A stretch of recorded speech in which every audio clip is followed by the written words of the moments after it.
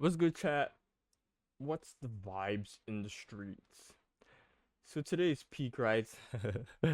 I just go out for work and it's like, hey, like I just couldn't wait to get back home, because it's like, hey, bro, and then they'll come and be giving you motivation speech.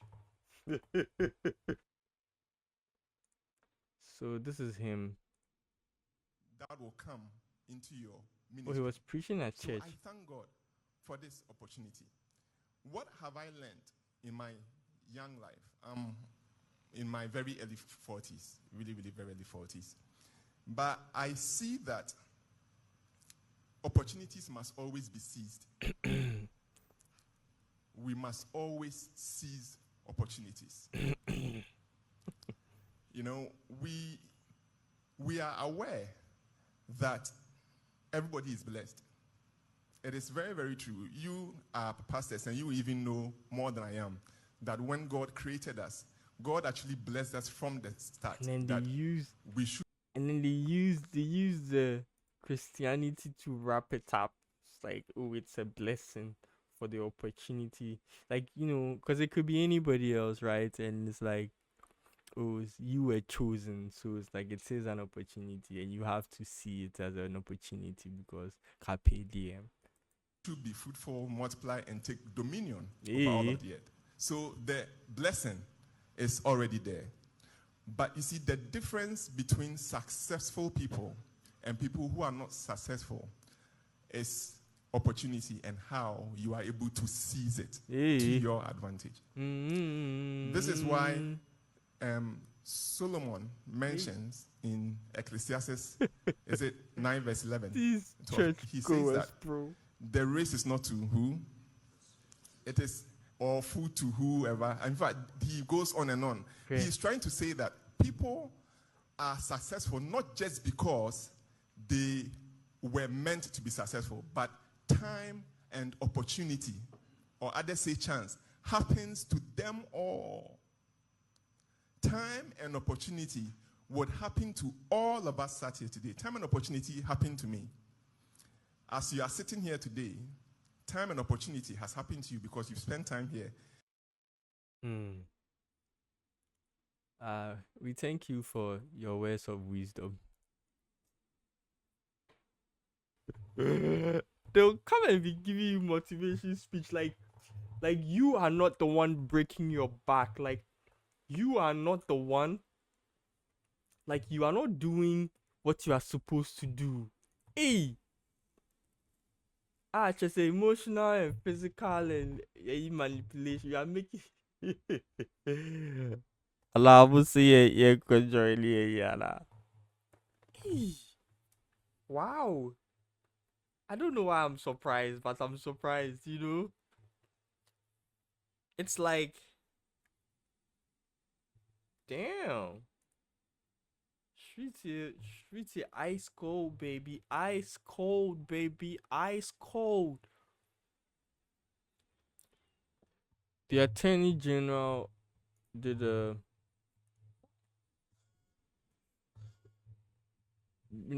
press briefing today on oral. Yeah. Let's get into the oral debrief.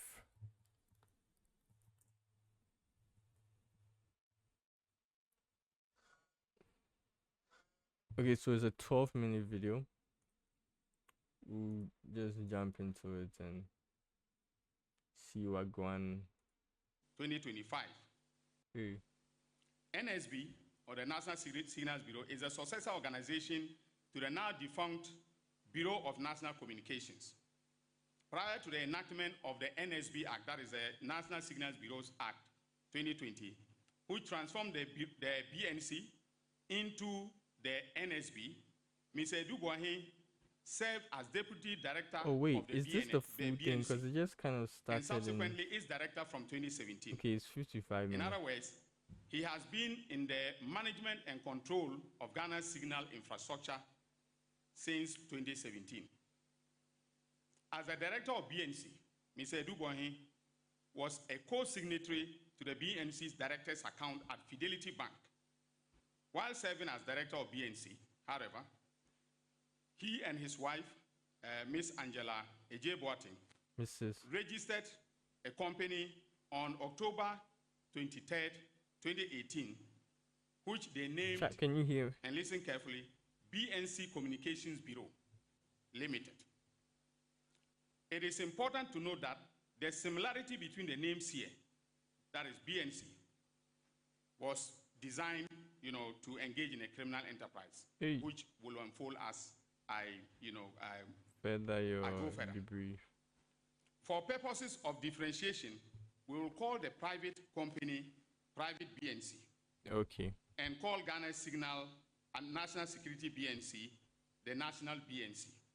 Okay. Mr. Adu-Boahene, who is the head or who was the head of the BNC, and his wife are listed as directors of the private BNC. Okay. Okay, so they registered the company, and they, the two of them, together are the directors of the company, the two directors of the company.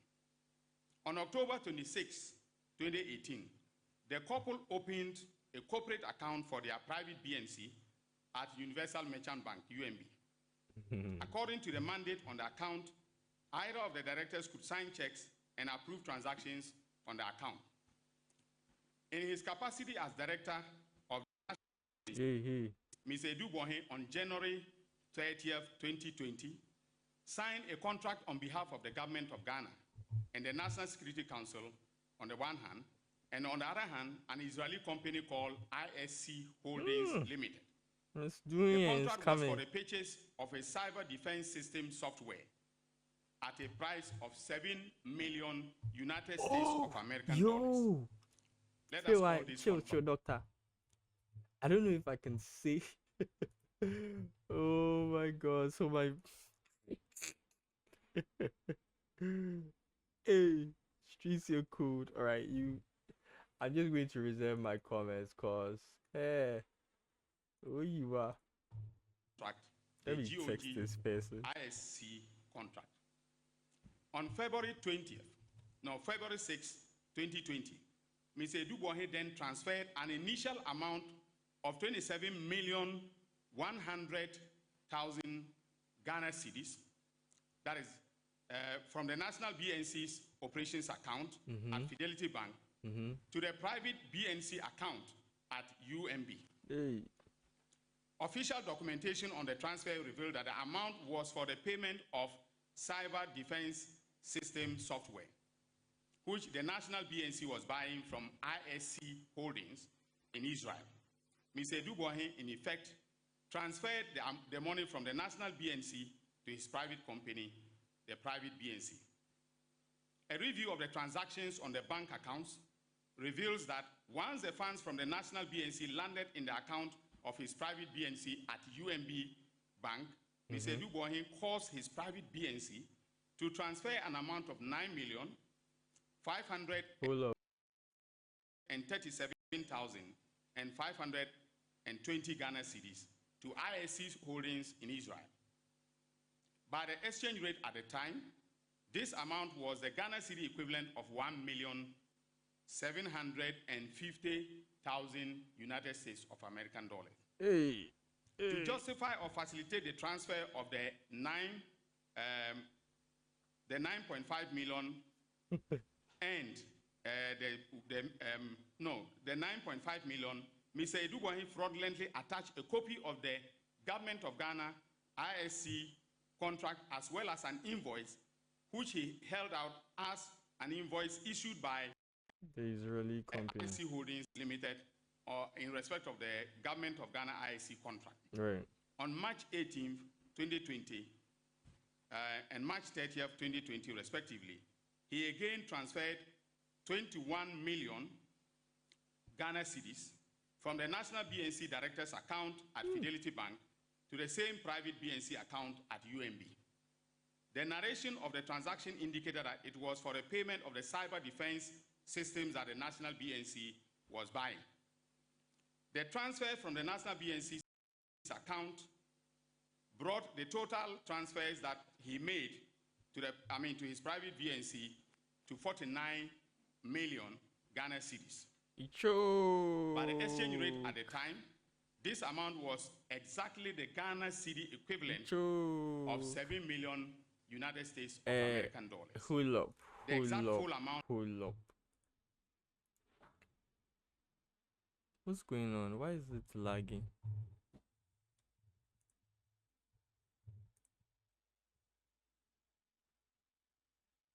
All right, let's keep going.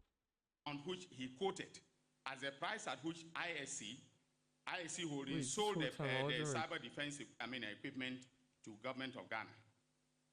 All the payments transferred to the invoice, a number from ISC Holdings, all the payments reference the invoice number from ISC Holdings to the national BNC.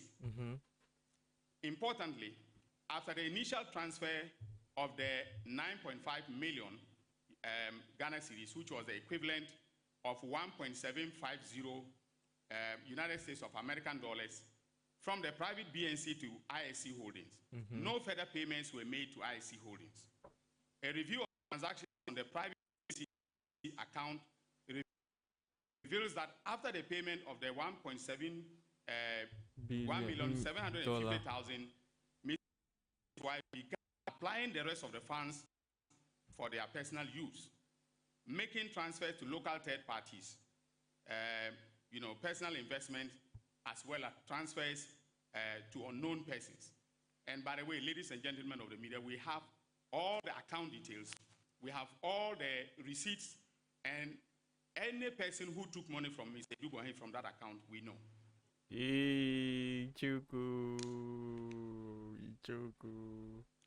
Pull up. Our investigation, which was conducted by EOCO, as I've indicated, has established something is wrong with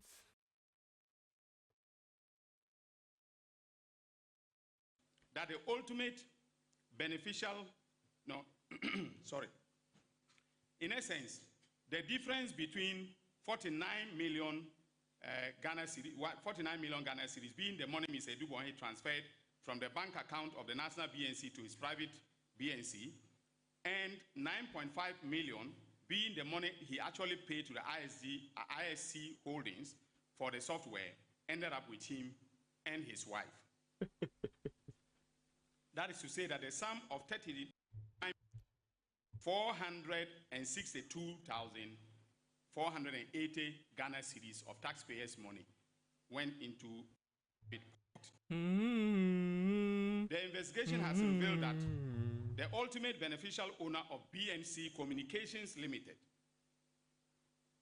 is another company known as Advantage Solutions Limited.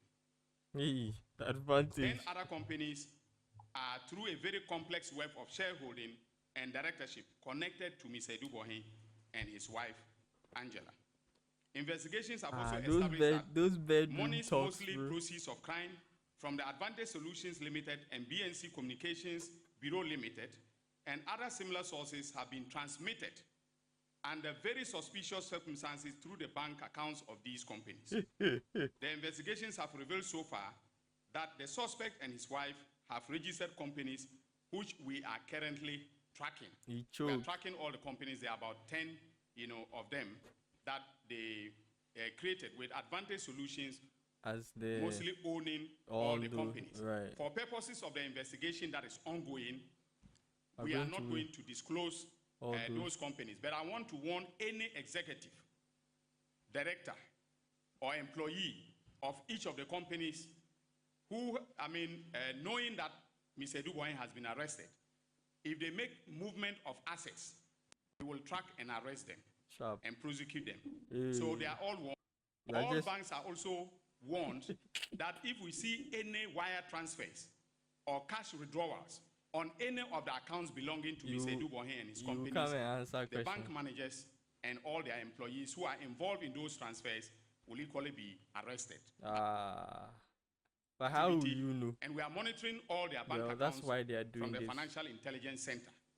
With the press of a button, we can see the movement of money, on any of the accounts. So we are monitoring that very, very closely. We know, for instance, that the 3 banks that they have been dealing with, in substantial financial transactions are UMB, Fidelity Bank, and Stanbic Bank. So we are monitoring them keenly. And the managers of these banks, if they are listening to me, should be careful about what they do on any account connected to Mr. Adu-Boahene and his wife and their companies. At this point, if the investigations also established that the proceeds from the suspects' activities were used to buy significant landed properties and other assets of considerable value both in Ghana and elsewhere. Now, ladies and gentlemen of the press, my fellow countrymen and women, I want to give you a sample of what we have discovered so far. We have tracked most of the assets.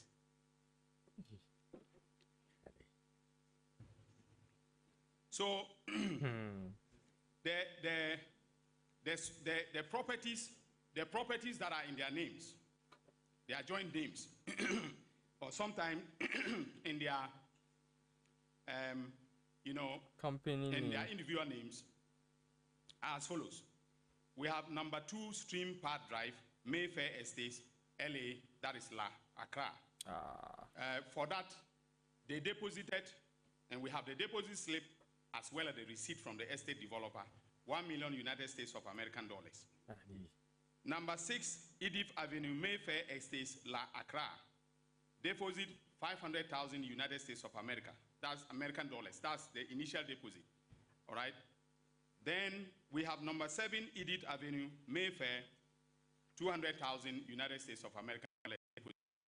The property. Number 8, Edith Avenue, Mayfair Estates, Accra, 97,815 United States of American dollars was deposited for that property. But we are sure that other cash payments were made to complete the purchase and then the transfer of ownership. It's like I'm watching a Discovery Channel. So we are tracing all those documents. Number 9, Edith Avenue, Mayfair Estate, 270,000 United States of American dollars deposited, initial deposit for the purchase.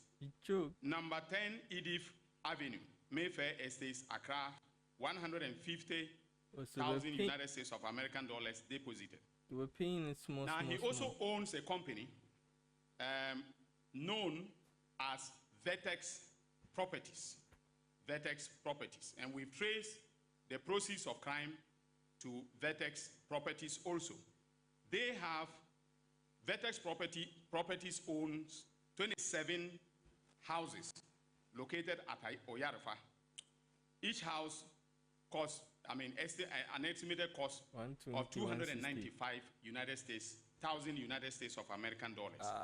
We also know that they have 2 properties in London that we are tracking, and I'm going to trigger the mutual legal assistance between the United Kingdom and Ghana for us to be able to lay hands on those properties.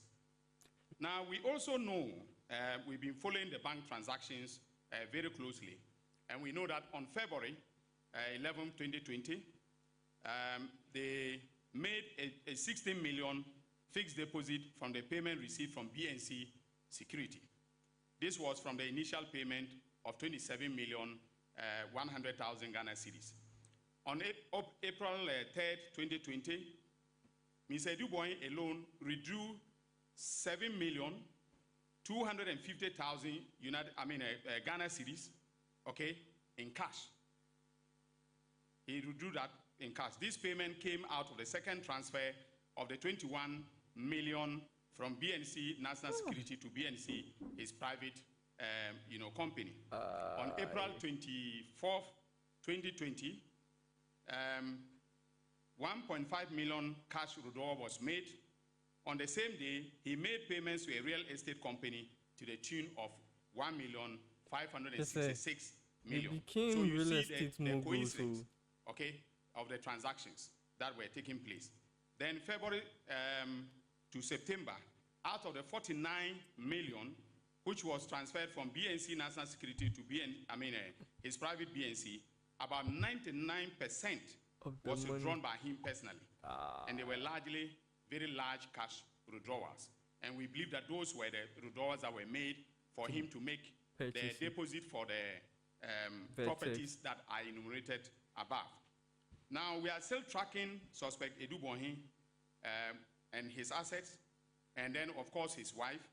But we'll conclude in the next few days and file charges against him and the other suspects. So they are currently in detention. We had given them. Here's what I think. I feel like something was about to come out, and they are using this to strong arm some people. Not something. Well, you can't. All of speculation. Whenever like somebody applies so much pressure like this, it's just to tell you, relax, or like don't be flaring your shoulders. Do you understand? Because like if you know, okay, so you have some concrete evidence, and if you realize a few days ago he was like he will name and shame. Like a few weeks ago, I saw a post like that where he was like, "Don't try. If you try, I'll name and shame." I don't know if no, it was actually the Ministry of Lands and Minerals. He said that. So what the thing is, I guess where my point is, he just said that there are still ongoing investigations, but all these ones they are like concrete evidence. Why not wait till you have everything? You know what I mean? Or time no day. Or something they happen where they for use this take squeeze neck. So say the thing where they come for the shadows. It's like we're not playing with you guys, We know they play. We know they play with you people. Cause they are starting at the cherry pickings. Like you use your position to do things. You use your position to manage things.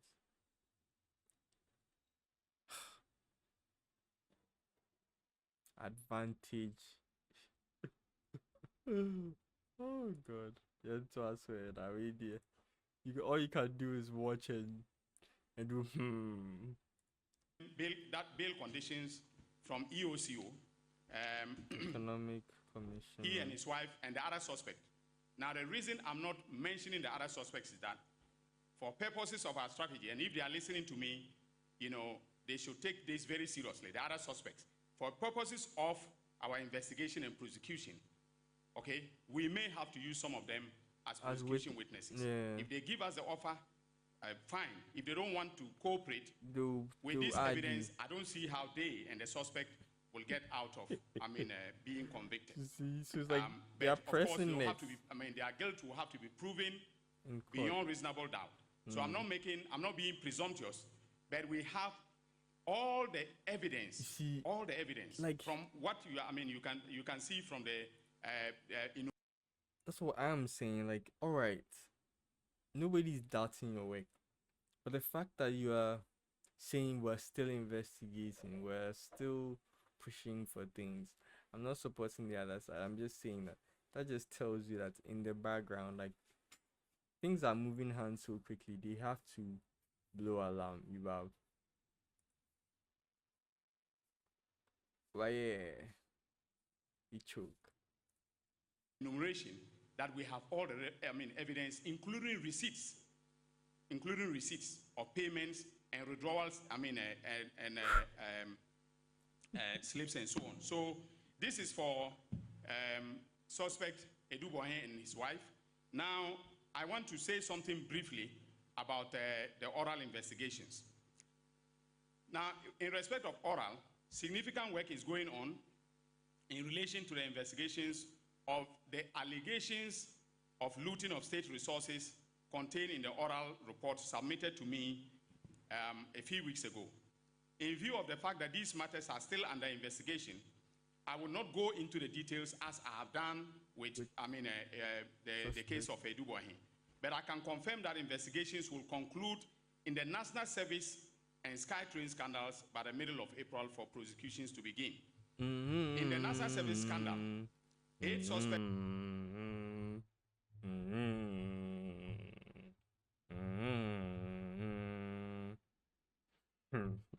directors have been interrogated, and a good number of them have started singing. They've, they are cooperating with our investors. No, they've started singing, literally. Yeah? So we will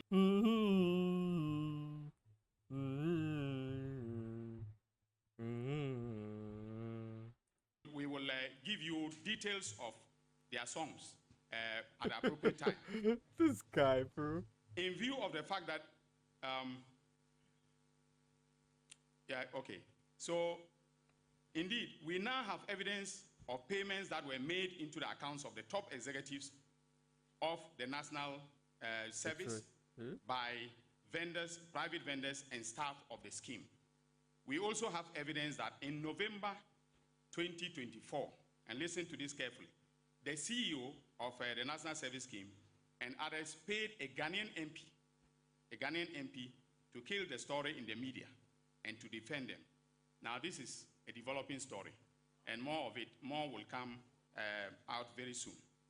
In respect of SkyTrain, we can confirm that the $2 million was paid at the request of the chairman of the board of directors of the Ghana Infrastructure Investment Fund, that is GIIF, Prof. Ameya Ekunfi, and then then the CEO, Mr. Solomon Asamoah, who is currently hiding in Senegal. We tracked him first and noticed that he was in South Africa. So he left Ghana somewhere around February 2nd, the 2nd of February, to South Africa. So we were monitoring him in South Africa. And then he left South Africa and is now in Senegal. When we contacted him, he told us that he will not come to Ghana until I think, he didn't say April, 3 months from now. Okay, so he's giving us 3 months to come to Ghana, very much like Ken Oforiatta, right? It reminds me of Ken Oforiatta. So he says he will come to Ghana. You see, this is what I'm talking about. In 3 months. I feel like. So we are patiently. I feel like in the back, there are certain push string pulling going on, trying to bait people into things. Position. I don't know. It'll all just be waiting for him. If he wants to be tried in absentia, that is his choice to make. But we have the prosecutorial authority to, prosecute him in absentia. And of course, the person who acted with him to transfer that money, the Prof. Ameya Ekunfi, is in the country. So if there is going to be delay, we'll start the prosecution with him being a suspect who is being tried in absentia. So on the SkyTrain, we noticed that there was no board approval for a transaction, and the conditions precedent to disbursement had not been met. The other board members and our review of the minutes of the board of directors have confirmed this fact. So we requested for all the minutes, of the board of directors within the period that this transaction occurred. And our perusal of the minutes show quite clearly that there was no board approval. Also, the interrogation has revealed, that the other board members said that they did not have knowledge of this transaction. In fact, there was one of the minutes where one of the members questioned why the GIF was in a hurry to make payment for this transaction. And no answer of any significance was given to him by the two persons who schemed and transferred $2 million of taxpayers' money to a Mauritius company. In fact, we tracked the company to Mauritius, and a lawyer in Mauritius has confirmed to us that it is non-existent. But that's also a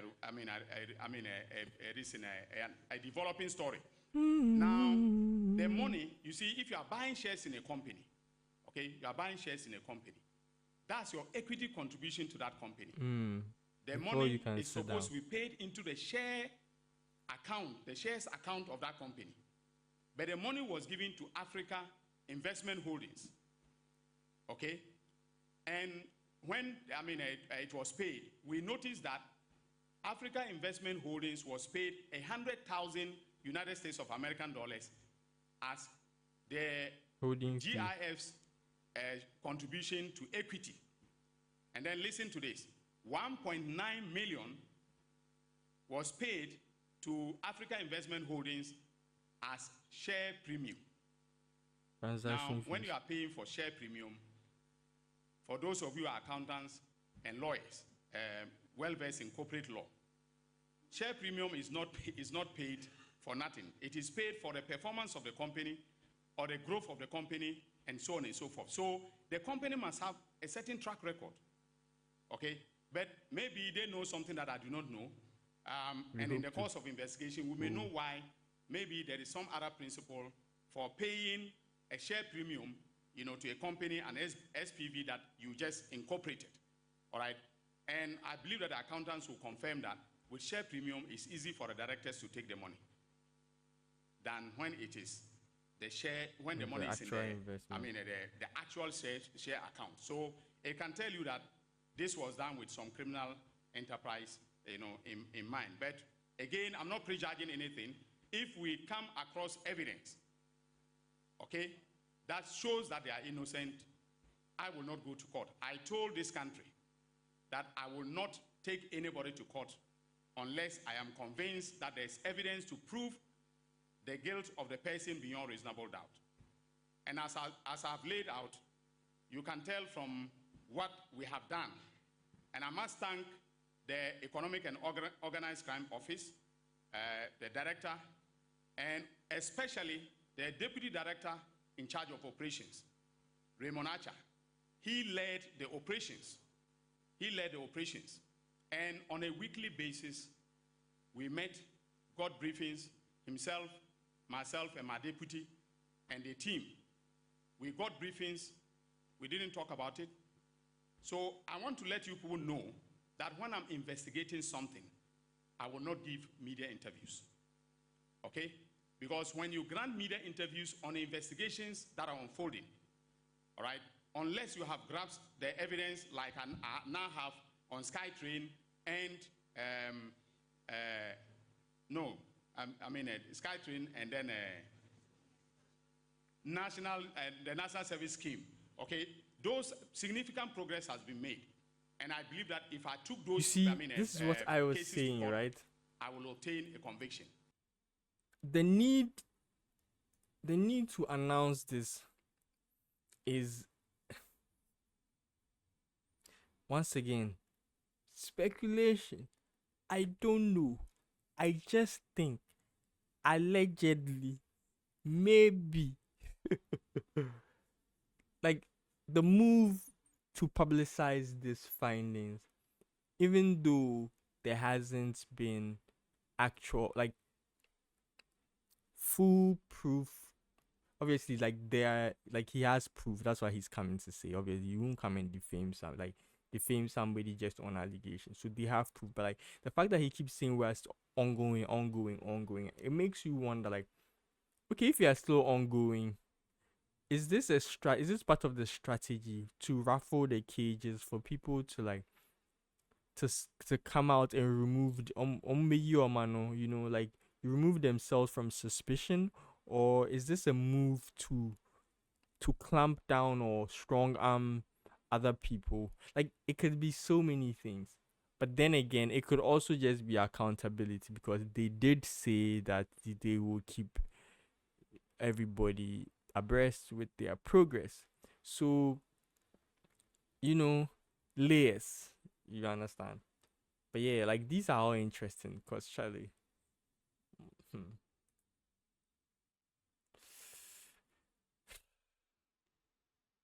That is why I'm telling you about them. The free We're not sympathizers, okay, we're just analyzing and the rest of them situation. are still under investigation. So we are not going to be talking about them. So in conclusion, ladies and gentlemen, when His Excellency John Dramani Mahama, the President of the Republic, observed that the entire country was a crime scene, he knew what he was talking about. Oh, God. Some people bashed him for it, but the President knows, because I brief him on a constant and a regular basis on what is happening with respect to our investigations. We are working diligently on several dossiers that will shock the conscience of the nation. If what suspect Adu-Boahene and his wife has done is like a thriller in Manila, please brace yourself for a rumble in the jungle. Let's go. In the next few weeks. Let's go. Much, not the pop fiction cultures references. Man, Charlie. Video, we are here. If he comes, we will listen. Hey, Don, you see 27 million Ghana cedis before. You see $100,000 before. You see $200,000 before. It's Boboy, it's coming.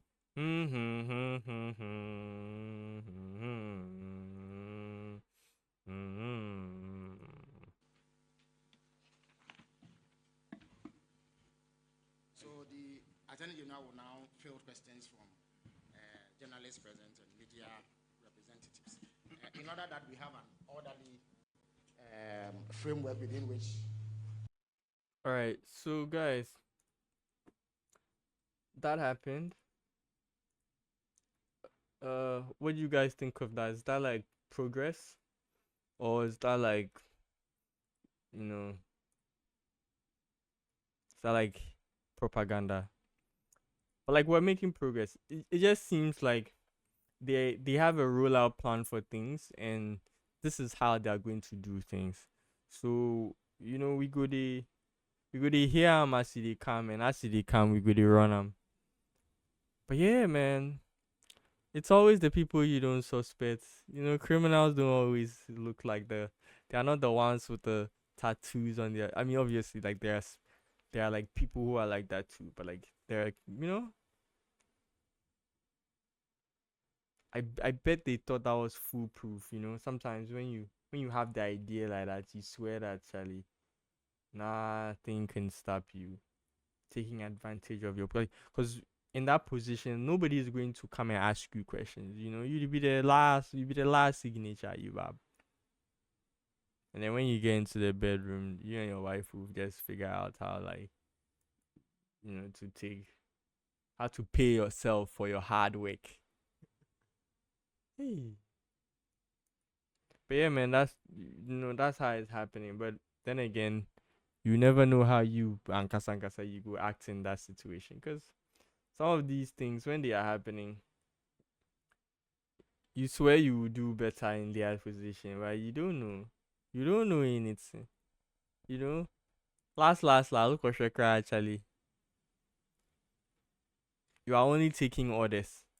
ABI in the large sum of the spending, some 2% they come for your day. Maybe you are just dispersing the money according to how orders from above are coming. Obviously, like they have evidence of, companies in their names. Like that, he's talking on facts, But then again, it's like people are criminal like that. Like I'm not trying to water down all the allegations. I'm just saying that, like, in many cases, when you are awarded a position, it is for a reason. Actually, these people will come and tell you that you have to work hard and take well. You don't see the company name advantage. And when I heard, I was like, hey. It's always in plain sight, is it not? Well, so that was that. What do you guys think? Drop a comment, let's know. Yeah, so that was that.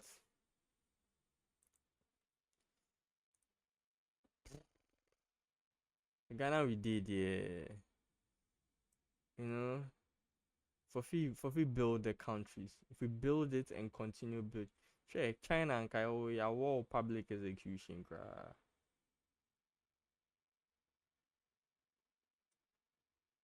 Charlie,